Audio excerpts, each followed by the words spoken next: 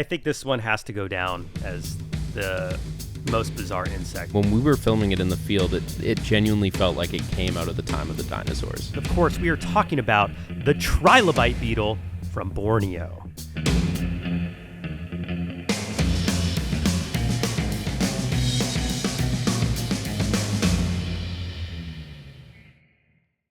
This episode of Becoming Brave is brought to you by Summit Adventure Fuel. What's going on, everybody? Welcome back to the Becoming Brave podcast. I'm your host, Mark Vins, joined by Andrew and Asa, the dynamic duo who travels the world with me on all these crazy wildlife adventures. And in today's episode, we are going to talk about the most bizarre insect we have ever filmed in Brave Wilderness history. And this is a weird one. Also one of my favorites, and it happened to be Asa's favorite as well. You brought up this for a podcast topic. I did. I think it's just one of the most unique insects I've ever seen. And when we were filming it in the field, it genuinely felt like it came out of the time of the dinosaurs. I couldn't agree more. And for those of you who are waiting in suspense for what animal this is, of course, we are talking about the Trilobite Beetle from Borneo. But before we travel to the other side of the planet and relive this adventure and talk about this super strange insect, let's talk about the news, guys. What's going on in the world right now in terms of wildlife and adventure? What have you guys been seeing? You know, I learned that to get to the top of Machu Picchu, it's like a 4-day hike. What? I was thinking that I wanted to, I could knock that out pretty thinking I could, fly into Peru and then, do it. Like in a weekend? Yeah. It's pretty much on everyone's bucket. It's on my bucket list. Yeah, it's on my, and I thought, it's probably like a full day hike, maybe 8 hours up. Maybe it's a one night type thing. It's 4 days. Wow. Is there no way to fast track it? I didn't see anything around that, and that's the next step of research I need to do is I can't do 4 days. 4 days. And it's the elevation too, the height of it. Apparently, it just makes it really challenging. So people are moving at a slower pace doing it too. Well, that makes sense. We know from Ecuador when we were in the Andes, we were out of our car for probably 15 minutes getting some drone footage from a peak, and we got sunburned instantly. That's how tall those mountains are. So it doesn't surprise me that it takes 4 days. I guess I just figured there would be a way to drive most of the way up. Yeah. You'd think maybe there's a parking lot that they're not showing in the photos. Yeah. Huh. Yeah, those mountains are no joke. Yeah. Well, still on my bucket list, but good to know. Yeah. It's going to take a little longer. Plan ahead. What about you, Andrew? Any news? Not so much news for me, but I've been seeing some weird videos on my feed lately. Oh yeah, what? I've been seeing these videos that are clearly made to deceive the gullible, but I've seen a lot of these fake videos of people washing barnacles off of whales and other various large. Of course, you're talking about the AI videos. Yeah. Oh yeah. Okay. It's so egregiously fake, but for some reason they just do insane views, and the Facebook commenters are seemingly biting hook, line, and sinker, so to speak. They definitely believe it. There's this meme that's going around of people out in the water having a good time, and then Bruce the great white shark from Jaws comes up next to them, and either they stick their arm on Bruce's mouth and pet his tongue. Oh, so weird. It's very just, strange. Over the top fantasy. Yeah, I've been getting those. So strange. I've been getting the Yeti the one. selfie Yeti? Yeah, it's outdoor boys, but now it's just an AI Yeti, and he will cook up humans and he cooks humans? Yeah, and he goes hunting. That's pretty hardcore. And he does different friendly, vloggy stuff. Yeah, he's got a nice personality, but just cooking up some food. Honestly, Wow. we if you guys actually want, you could pull it up. It's super weird. Let's see what we got. But I kind of want you to funny. see it. Is this it? Yeah. Oh, we need audio. Is the audio good? Looks like I won't get lost today.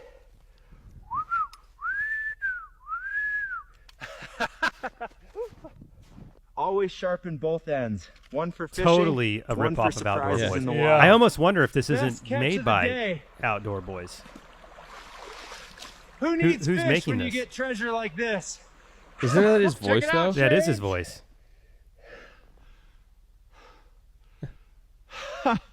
Yeah, this is awesome.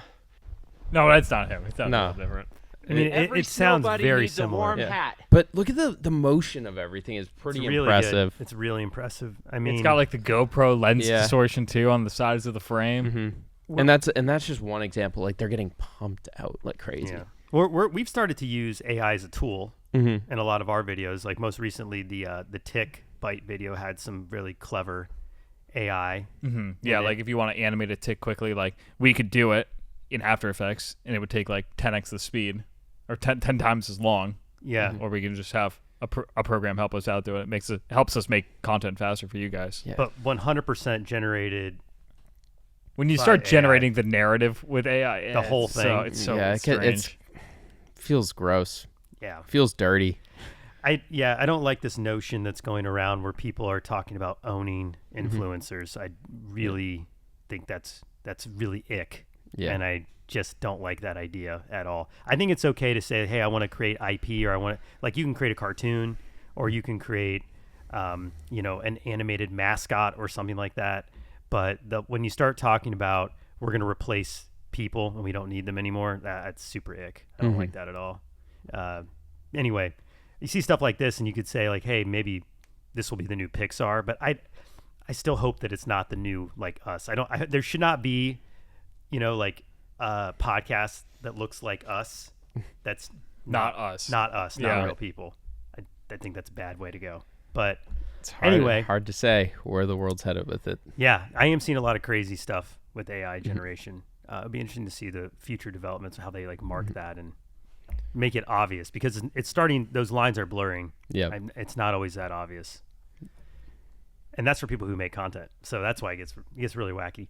Anyway, talking about weird, let's get into today's topic. We're going to revisit our trip to Borneo, which was your favorite location ever, right? I think it Asa? was. Yeah. Yeah. Definitely the most exotic. And it just feels like a place you'd never go unless you were on the search for some wild animals. Yeah, it's not necessarily like a vacationer's hotspot. Yeah. There's Like no draw besides not the best beaches. Like it's super humid. It's hot. the food's not good. Sorry to everyone in Malaysia who's offended by that, but it's my least favorite food. Nasi destination. goreng didn't Yeah. do it for you. No. We were coming off a trip to Thailand at that That's time. true. So You're that was coming from a hot spot. high yeah. marks. Yeah. Yeah. Yeah, it's like High Thai marks on food, Yeah. Malaysian food. I'm sorry. It's just Thai food's so good. But yeah, I don't think there's a lot of things that are drawing your average, thrill seeker or tourist to Borneo unless you're super into like ecology and like strange creatures, endemic animals, and really bizarre primates and stuff like that we are into. And if that's the case, it is the place for you. Yes. Yeah, and I would say this on a positive note. I always like to end with positive. Borneo has really great infrastructure for tourists. I felt like the accommodations were really nice. The roads Easy to get around. easy to get around the roads. Super friendly people. Yes. Yeah. So, as much as I was not wowed by the food, I was impressed by the We did overall. have some good coffee. Really good coffee. Yeah. Yeah. It was like Oh, you're talking about Mount Kinabalu. yeah. No, I feel like we had a couple good instances of like solid coffee. Yeah, especially Mount Kinabalu. That place was Yeah. top. I mean, that like mountaintop Cafe. villa. was Yeah. Like pretty, that was pretty super darn cool. good. Good fruit. Yeah. Really good fruit. And also really cool animals. So we go to the other side of the world. We spent a week and some change, maybe a week and a half in Thailand before we got to Malaysia. And that was not a small flight either. No. No, it's a pretty good still hike. like 6-ish hours. I Yeah, think, they're right? not close. Yeah. Asia's big. Yeah. That's my impression, first of all, like traveling a little bit into Asia. It is huge, and we just have scratched the surface. But going from Thailand to Borneo, we are on the other side of the planet and multiple plane rides away from home. How did that make you guys feel, just to like set the scene? Yeah, it definitely. I mean, it was probably the furthest I've ever felt away from home, and we've been to the furthest point from Boston, which is actually in like Perth, Australia. That felt a lot closer, Which though. is ironically very similar to home. It kind Yeah, of reminds me of yeah. San Diego. Also very good food. Yeah, But yeah, far. You feel far. You felt like if I wanted, because a lot of places in the world now feel so connected that you could be like back home in 24 hours. If you were willing just to dish out the cash, you could get on a flight or some type of transportation that would get you there. Mm-hmm. Being deep in like the jungles in Borneo, you're like, no, it's gonna, multi-day. yeah, it's multi-day, Mm-hmm. and there's a lot of challenges around it. Yeah, there's something about those travel barriers that make distance feel real. Mm-hmm. I don't know why. Oh, yeah. It does register. It does hang over you a little bit. You forget about it after you're there for a few days, but man, yeah, Borneo was so wild and just exotic. And when I think about Borneo, like the first word that comes to mind to me is exotic. But we didn't start this particular adventure looking for this weird insect, did we? We were there for a more dangerous animal. Yep. Malcolm's pit viper. Malcolm's pit viper. What was that like? Because we were on that expedition first. Andrew, what you want to recount our first expeditions in the Mount Kinabalu area? Well, it's funny because Mount Kinabalu, it's so tall that it spans a lot of like elevation ranges, and with that going out at night, you're climbing up in elevation, and it gets pretty darn cold. Like usually when we're in these environments, it's extremely hot, extremely humid, but this was definitely strange because it was like 60 degrees Fahrenheit, maybe even colder, and we're looking for these exotic animals. So that was definitely kind of like new for us. Kind of felt nice, to be honest. But it was basically Snake Mountain up there. There was everywhere you looked, there was some sort of snake, whether it be these tiny little snakes that we found like just on the road, like they were like 6 inches long, or the Malcolm's pit viper, and more. Which we didn't go to the top of Mount Kinabalu. Here's a picture of it. Yeah, it's pretty wild. I mean, it's above tree line by a healthy amount, which is one of the things that's so cool about that range of like it's an old growth forest that surrounds the whole thing. So you have these huge, subtropical trees, and then it's getting cold at night and then hot during the day. And it's so unique. It is. And it's interesting, to kind of go up into the cloud forest layer. And that's where we're looking for the Malcolm's pit viper. And should probably make a whole nother video on it. It's probably the coolest snake we've ever featured, at least on any of my expeditions for Brave Wilderness. And we featured some really cool snakes over the years. This one to me is a standout because of its, just coloration, patterning, and just its environment, being in the cloud forest up there at the foothills of Mount Kinabalu. So we were looking probably like mid-band. If you're like looking at this mountain right here, this is sort of the area. We were looking for these Malcolm's pit vipers. Of course, you can trek all the way to the top, but the top is cold. Yeah, definitely cold. Yeah, it's high altitude, cold, high windy rock. conditions. Yeah. See, it's almost like climbing Everest going up there. And we saw a lot of hikers. We were at the base of this park. It was cool seeing all these people gearing up for the hike to the top of Mount Kinabalu. It's a 2-day hike.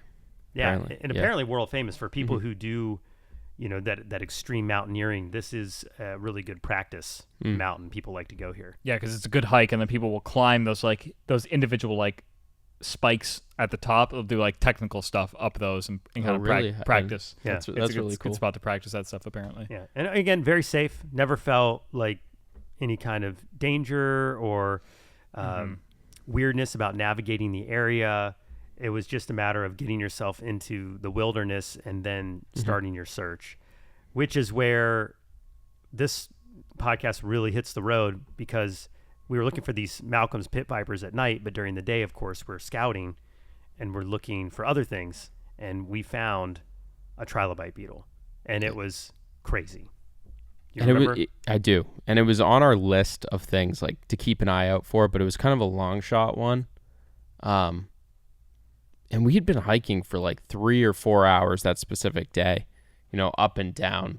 And we were flipping. Kind of this. Yeah, we were flipping a lot of rocks. You can see here, here's a grub that took a dump in my arm, right in my hand. So we weren't finding a lot of stuff. Yeah. That's one thing I will say about Borneo.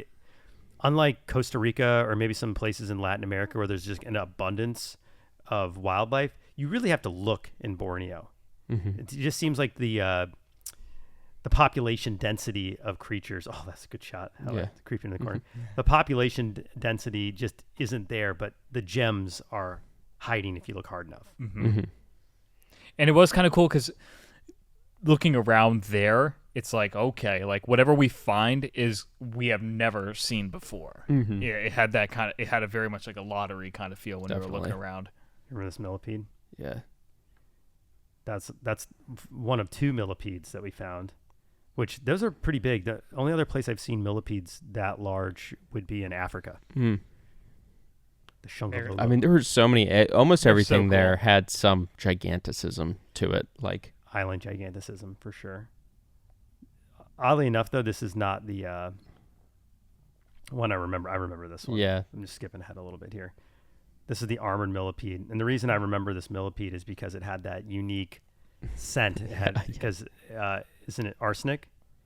Or cyanide. It's cyanide. Because in the video, we're like, "What do you guys think?" You're like, "What do you guys think this is?" It smells like cherries. It does. It smells did like smell like maraschino cherries. You're like, Andrew, take a whiff, and then we all smell it. So that's the trace smell of cyanide. Yeah. So it's a cyanide. It smelled great. Yeah, it's like Defense mechanism. Clearly not enough cyanide to do any harmful damage. Yeah, we're still here. So But it was still really cool. Those are some good shots. Very unique.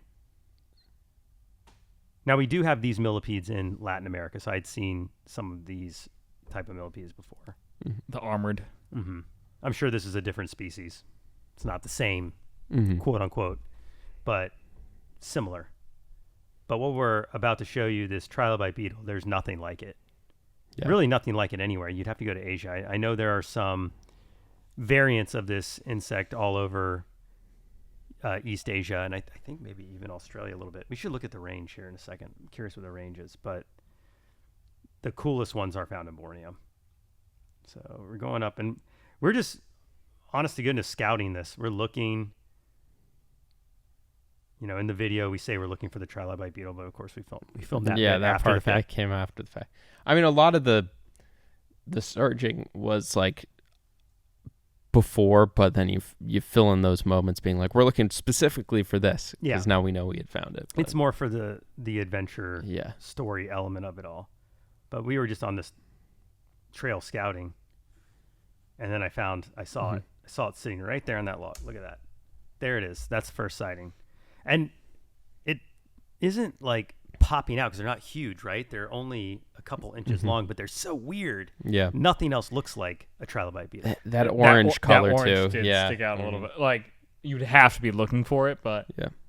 man, what a cool animal. And I do remember going for this catch being Just a little concerned because these logs are like wet, slick, and it was steep. it's hard to tell from the angles of the cameras in this, but it was a steep drop down into like a creek. And I got called out for this catch by a lot of people in the comments for like, oh, it really made that catch dramatic. Well, I didn't want to fall down in the creek, number one. Number two, I'd never seen a Trilobite beetle before, so I didn't know if they were fast. And it was the only one we saw. This was the only one we saw.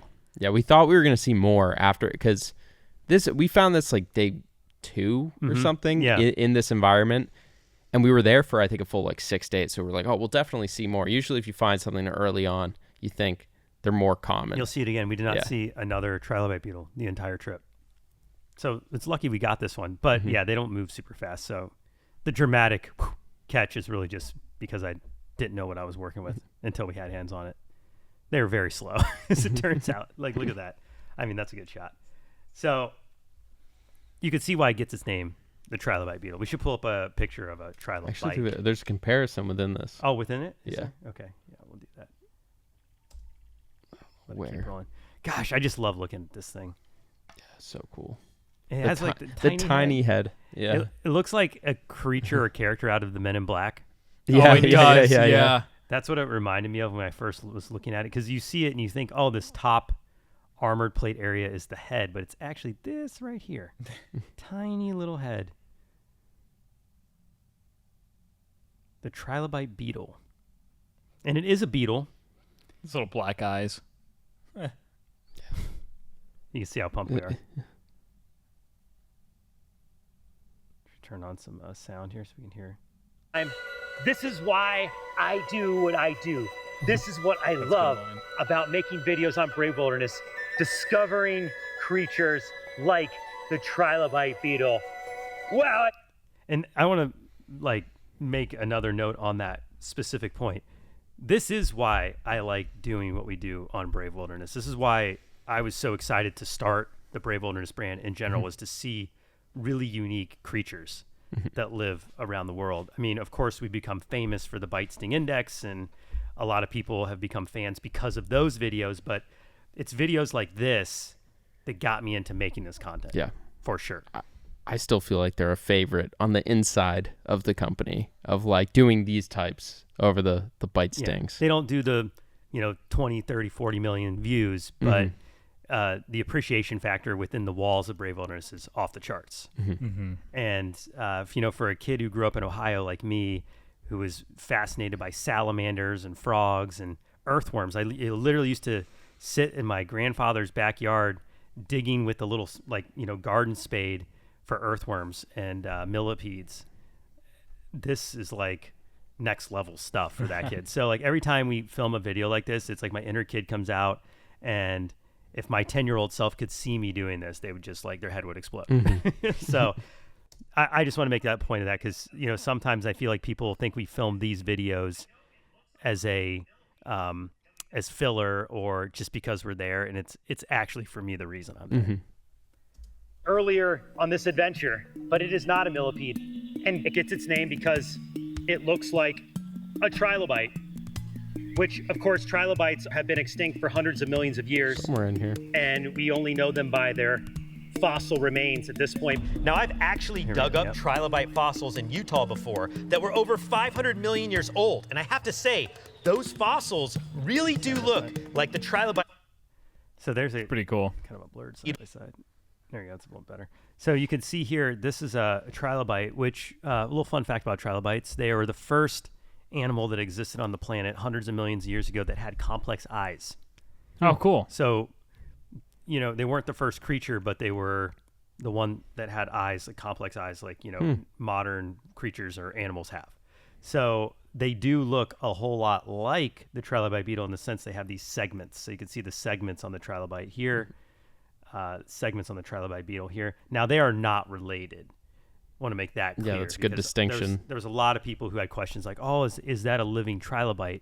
It isn't. It's just the only creature on the planet that sort of looks like a Trilobite. Trilobites themselves have been extinct for a very, very, very long time. But Trilobite beetles are very much alive, even though they are super rare.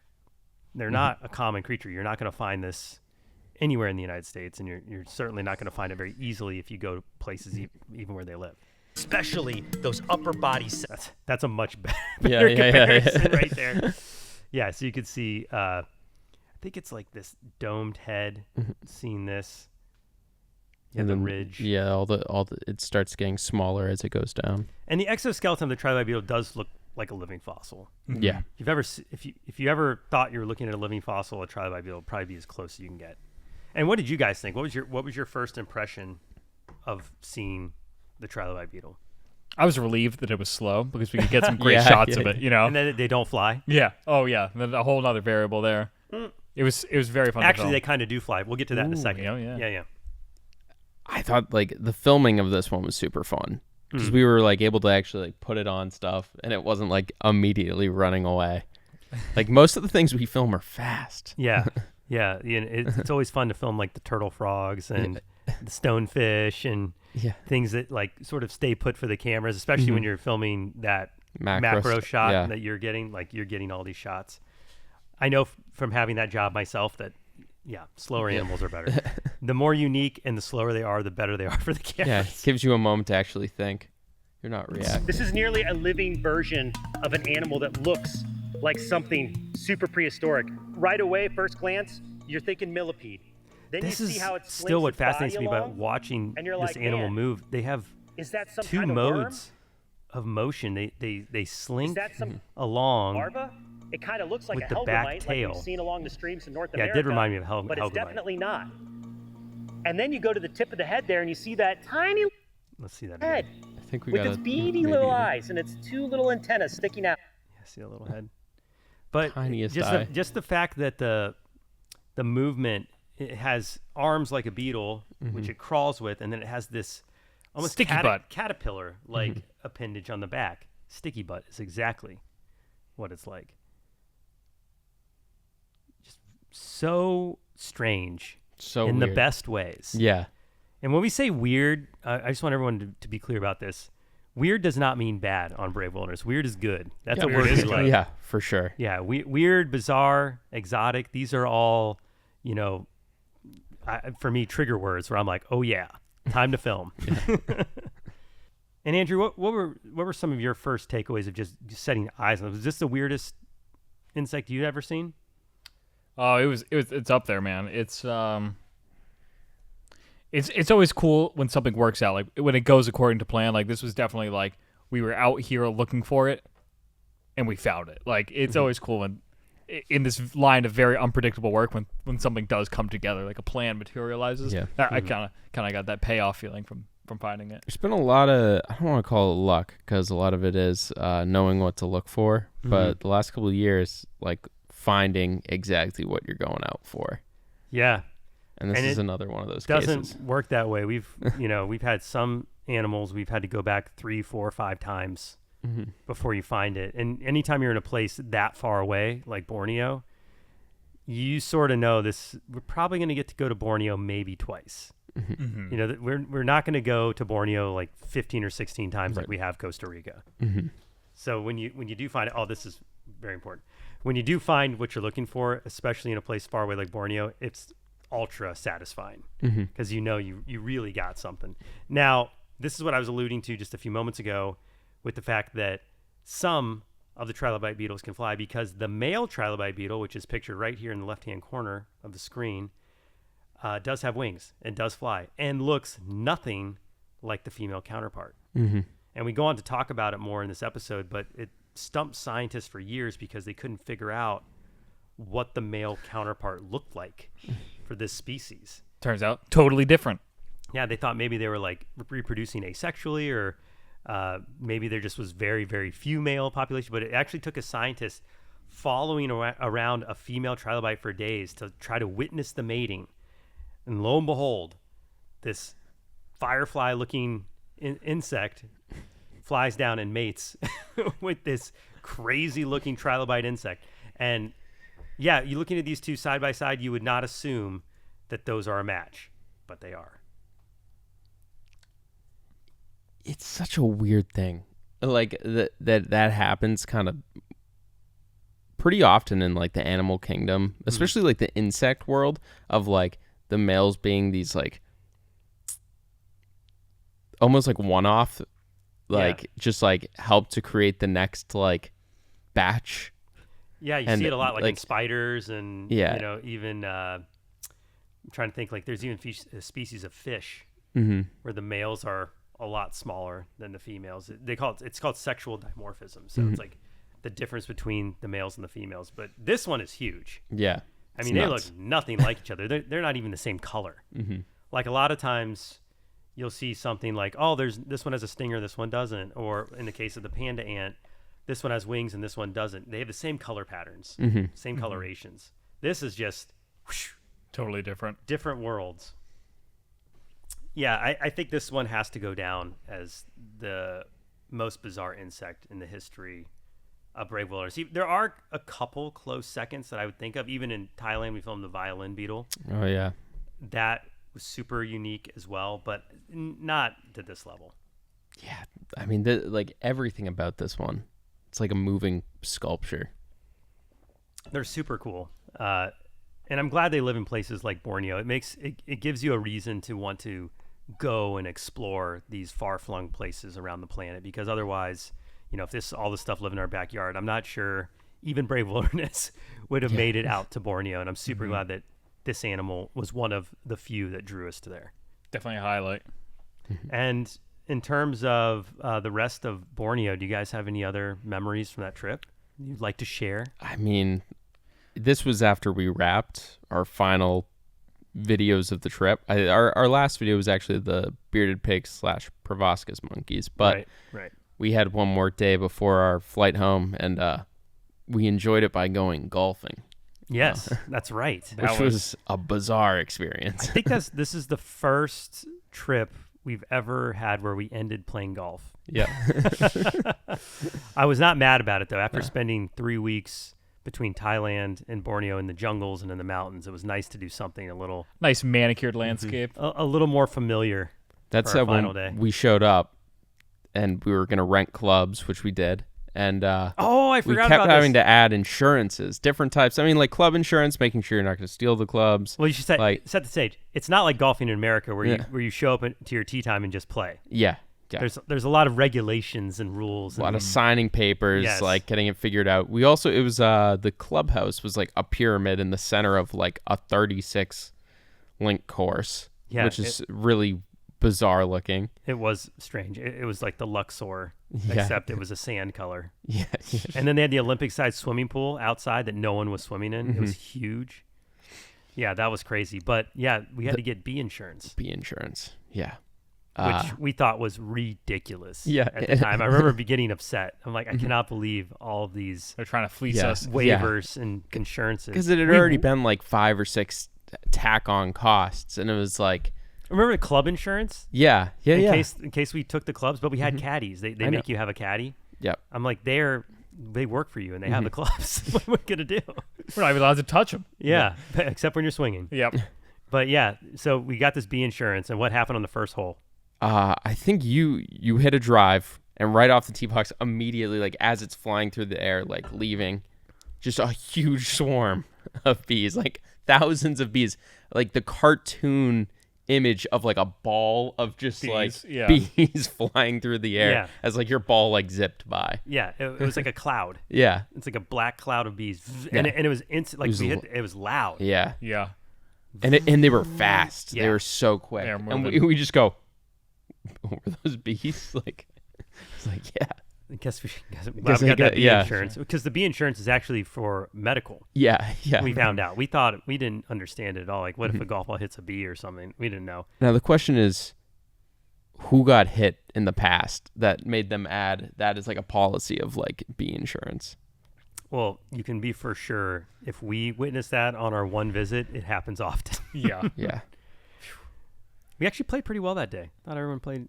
Did you play good? No. I played okay. I Yeah, think you played well. Lockie beat me by a stroke. Yep. And Lockie had been dialed. Yeah, Lockie's a very good golfer. Yeah. Also very good at finding creatures and snakes. And He's all just sorts of- he's a talented man. He's a man of many skills. Yeah. Andrew, any lasting thoughts of Borneo? Man, I remember that round of golf. I hit it in the sand trap 6 times, but I got out of the sand trap 6 consecutive times. Did you? Yeah. In and out? Yeah. Nice. That's good. All right.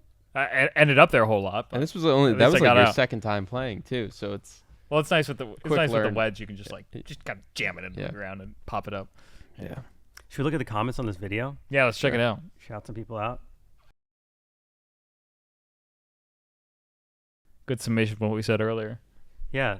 So this is Ace of Spades says, Brave Wilderness isn't just about getting stung. It's sad that people don't appreciate these videos as much. With 59 replies, by the way. And 1,000 likes on the comment. Jeez. Way to go, Ace. How many views did this get? 1.5. I mean, that's not nothing. That's Yeah. a decent viewership, I would say. Yeah. But yeah, agreed, says Penguin Agents. The unfortunate fact is most people value entertainment over education. I find this entertaining, but yes, it is more educational than I say your average video. Yeah. Let's see. Many people still appreciate these videos too. That's all that matters. That's very nice of you. What does that say? Setis? Gotta make this bigger. Setis. Is this all still on that same trend? Yeah, yeah. Let's keep it is. going. Edgar says, you get the audience you build up. Brave Wilderness once used to be a very educational channel. Death to biologists. Some videos we didn't even see animals because Coyote couldn't find one and had to teach us about their natural habitat instead. Then the team realized how much they could milk YouTube algorithm by doing more clickbait and biologically inaccurate or misleading like this one and spam. I don't know if this video is misleading. I'm going to have to call you out, Edgar, and say you're full of bull. And that is not what this video is about. But It's I kind of get your sentiment. it's literally named after the Yeah. like what it was. Yeah, you it's know? not a misleading title. It's not a misleading video. Let's skip over Edgar. Sorry, Edgar. You lose. All right. What else? Keep going down.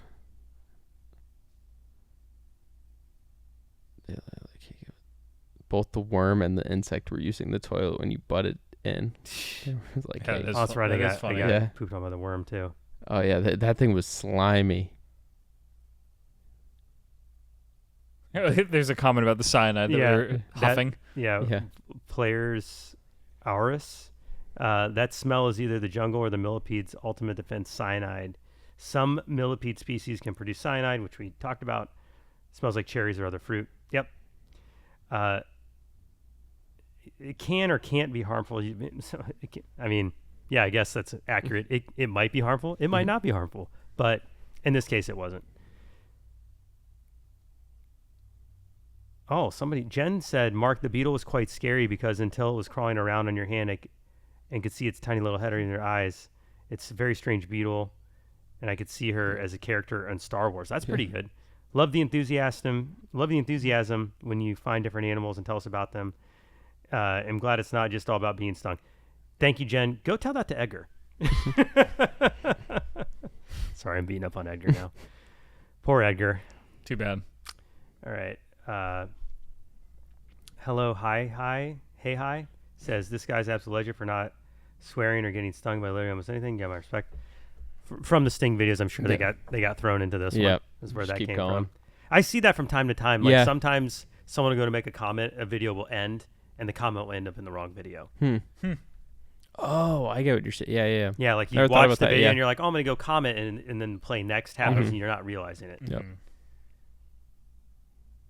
Let's see what else. A lot of people appreciating that it's not a sting. Here, we'll bookend with Edgar's comment. This is Xerxes. I love the educational aspect of these videos, Edgar. Sting videos got its place, but I prefer this type of videos much more, to be honest. Also, what a beautiful creature. Couldn't agree more. Agreed. Thank you. Yeah. Thank you. All right, guys. Well, this was a very fun look back into one of my favorite videos and Asa's favorite trip from Borneo. Sometimes it's about the bites and the stings, and sometimes it's just about the coolest stuff that we come across through our expeditions, and the Trilobite Beetle was certainly one of them. So thank you guys for joining again on a Brave Wilderness Becoming Brave podcast. I hope everybody at home enjoyed this behind the scenes look at the Trilobite Beetle. If there's any other videos you want us to dive into and unpack the behind the scenes and making of, please be sure to tell us in the comment section.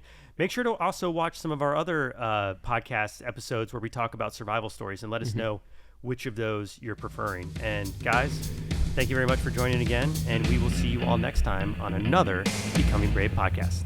See ya.